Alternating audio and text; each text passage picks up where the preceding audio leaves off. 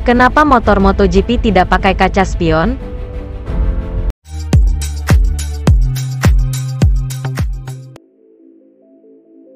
Kalian mungkin berasumsi motor MotoGP seharusnya mempunyai spion yang besar dan berkualitas untuk mendukung keamanan dan lain sebagainya. Namun kenapa motor MotoGP tidak mempunyai spion? Semua orang yang sudah biasa mengendarai motor atau kendaraan lainnya di jalan raya pasti tahu betapa bergunanya spion dalam hal keamanan berkendara.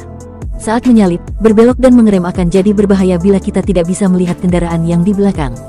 Di MotoGP, di mana motor bisa melaju lebih dari 300 km per jam, kalian mungkin berasumsi motor MotoGP seharusnya mempunyai spion yang besar dan berkualitas untuk mendukung keamanan dan lain sebagainya. Namun kenapa motor MotoGP tidak mempunyai spion? Motor MotoGP tidak memasang spion justru karena tidak aman, tidak praktis dan juga tidak aerodinamis. Kaca spion mudah pecah dan menimbulkan bahaya bagi para pembalap lain di lintasan. Kemudian kepala pembalap yang secara konstan bergerak berganti posisi membuat tidak ada tempat yang tepat di motor untuk memasang spion. Aerodinamika juga sangat penting dalam balapan, dan memasang spion akan menciptakan hambatan angin yang besar.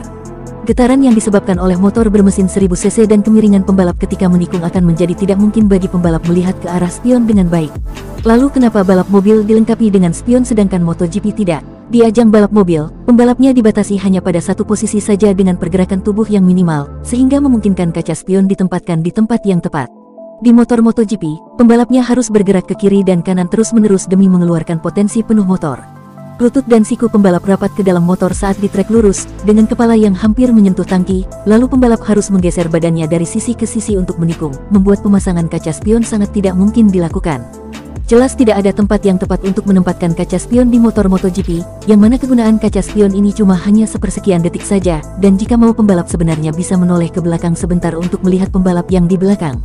Selain itu, ketika ada pembalap di belakang, akan terdengar suara motor yang mendekat ketika ada pembalap di belakang yang mau menyalip. Jadi jelas kaca spion tidak akan membantu di situasi seperti ini. Lalu bagaimana para pembalap MotoGP bisa melihat ke belakang? Sebagai seorang pembalap tentu saja fokus utama mereka adalah apa yang ada di depan, bukan apa yang di belakang. Ketika balapan, pembalap harus fokus pada garis finish, jadi sudah jadi tugas pembalap yang di belakang untuk melakukan manuver overtake yang aman, bukan dari pembalap yang di depan.